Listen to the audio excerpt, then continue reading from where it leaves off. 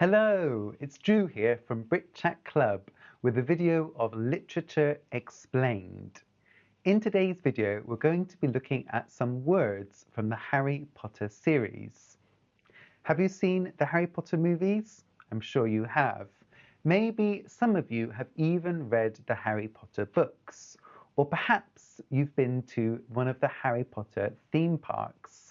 Some of the more literary of you may have even seen the Harry Potter play.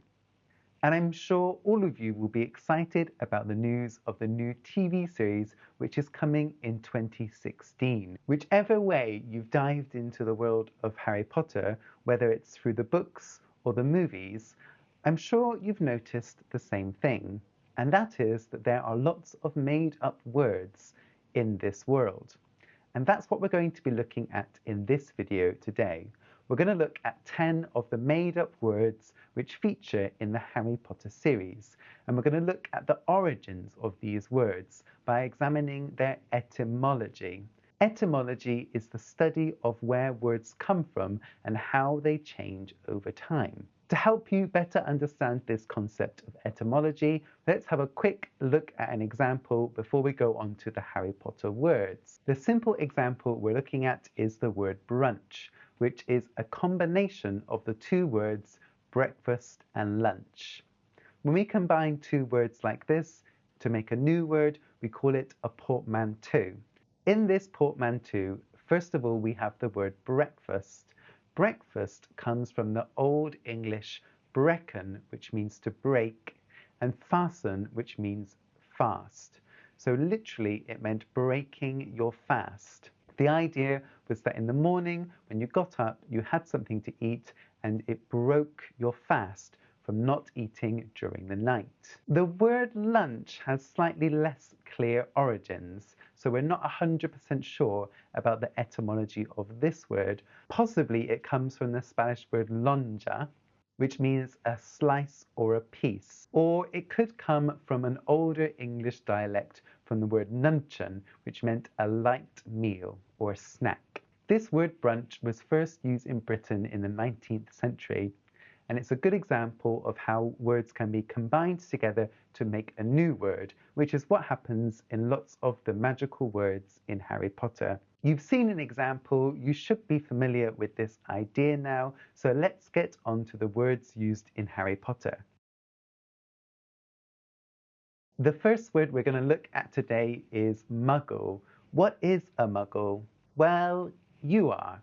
A Muggle in the Harry Potter series is someone who does not have magic, a non-magical person. So in the Harry Potter series, Harry's aunt and uncle and his cousin are all Muggles. The term Muggle likely comes from the English slang word mug.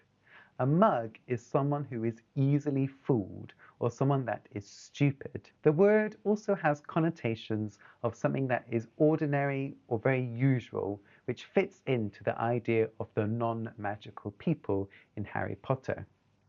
This word is a little bit offensive, but you could use it when you're having fun with your friends. For example, don't be a mug and believe what the politicians say, they just want your vote. Or maybe, Muggins over here forgot to order our lunch, so we're going out to the nearest restaurant.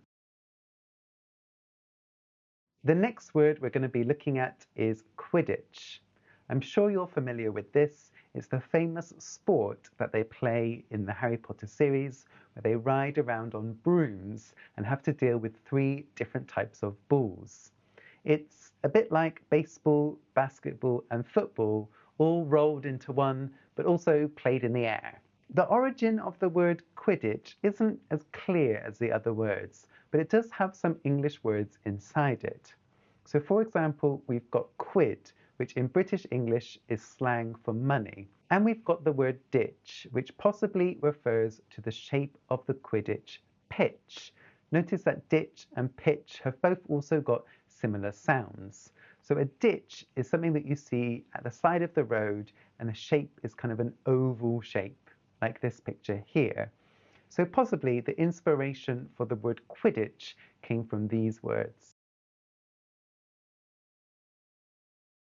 Next, we've got the word Horcrux. Are you familiar with this one? This is the item that Lord Voldemort created when he split his soul. He did this so that he could cheat death and live forever. In the final books of the series, Harry, Hermione, and Ron are trying to find the Horcruxes and destroy them so that they can defeat Lord Voldemort. The etymology of this word Horcrux likely comes from French and Latin. First of all, we've got the French word for outside. And then we've got the Latin word for cross, which also means torment or pain. So together, these two words help make the new word Horcrux. The next word we're going to look at is the word Azkaban. Have you heard of this one? This is the famous prison in the wizarding world. This word probably comes from the combination of Alcatraz, which is the famous prison in America, and a Hebrew word, Abaddon, which means place of death or destruction, or hell, or the place of the dead. The combination of these two words helps to make the new word Azkaban. The next word we're going to look at is the word Expelliarmus. Surely you know this one. This is the iconic spell that Harry often uses to disarm his opponents.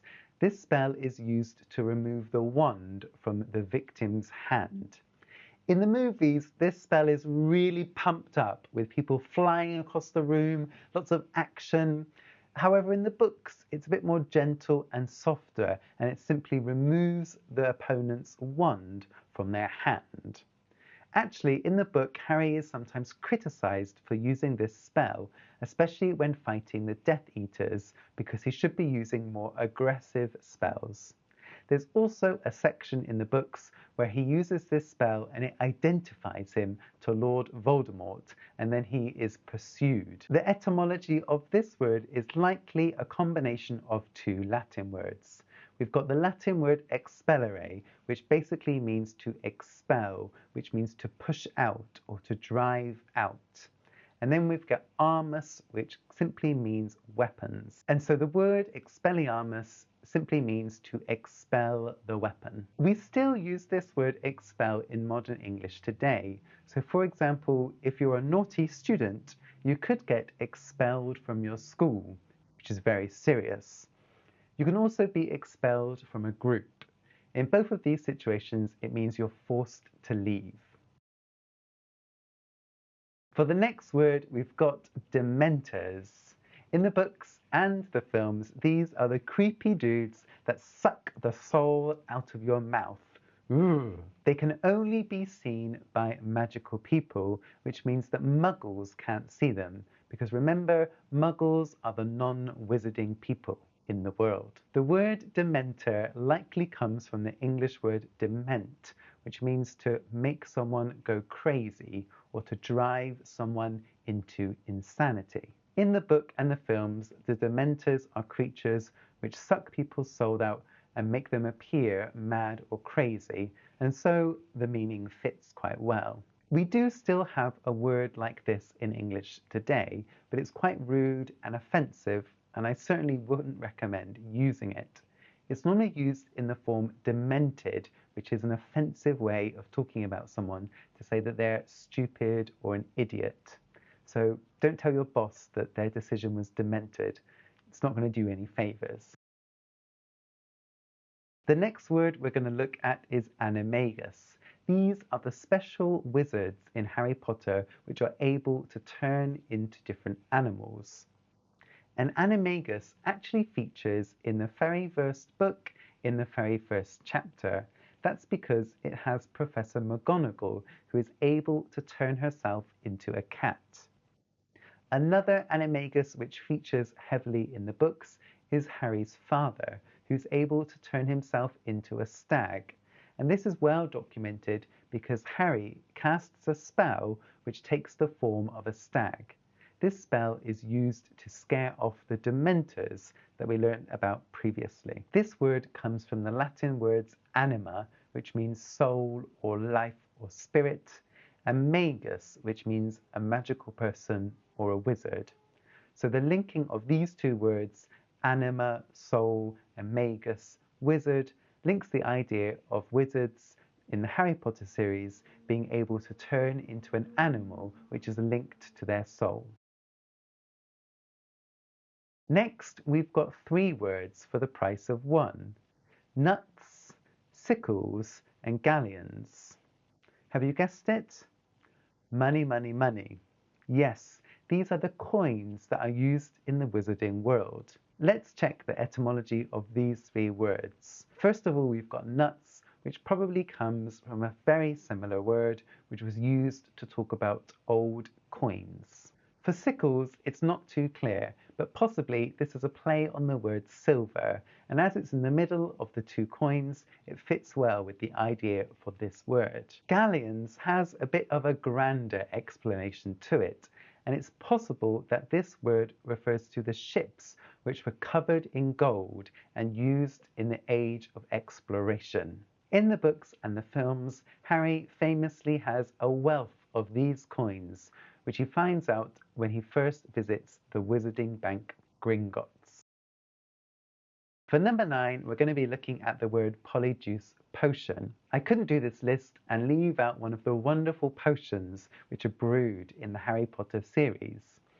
And Polyjuice potion has to be the most iconic. This is the potion which is brewed by several different people over the series, and it's used to change their appearance into somebody else. Normally, to do this, you just need a bit of their DNA.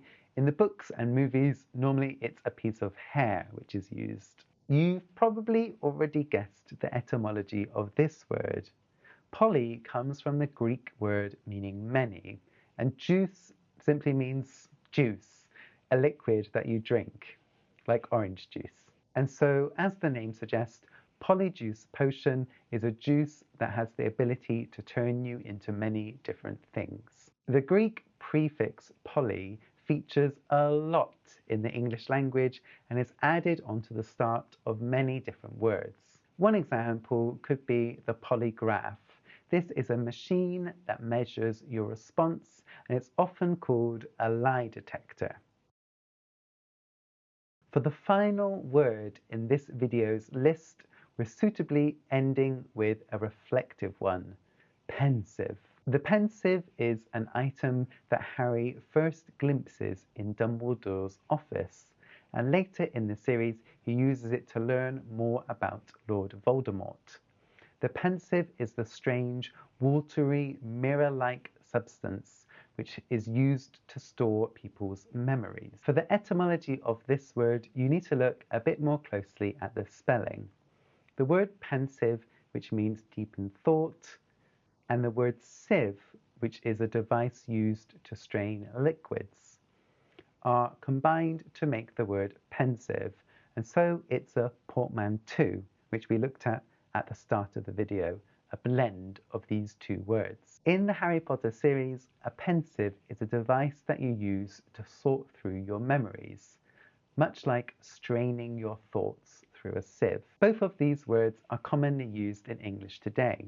If you say someone is pensive, it means they look deep in thought.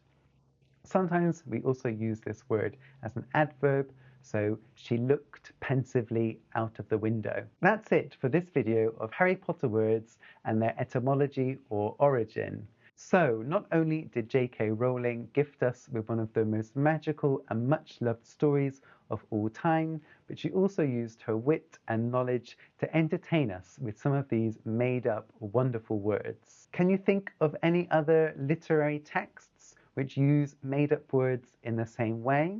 Or maybe you've read Harry Potter in another language, and you could let us know about how the translations deal with these made-up words. Either way, let us know by leaving a comment below, and remember, as always, like and subscribe for more content. If you're interested in online English lessons with me, check out my website, britchatclub.com. That's all for this video. Thanks for watching. Bye!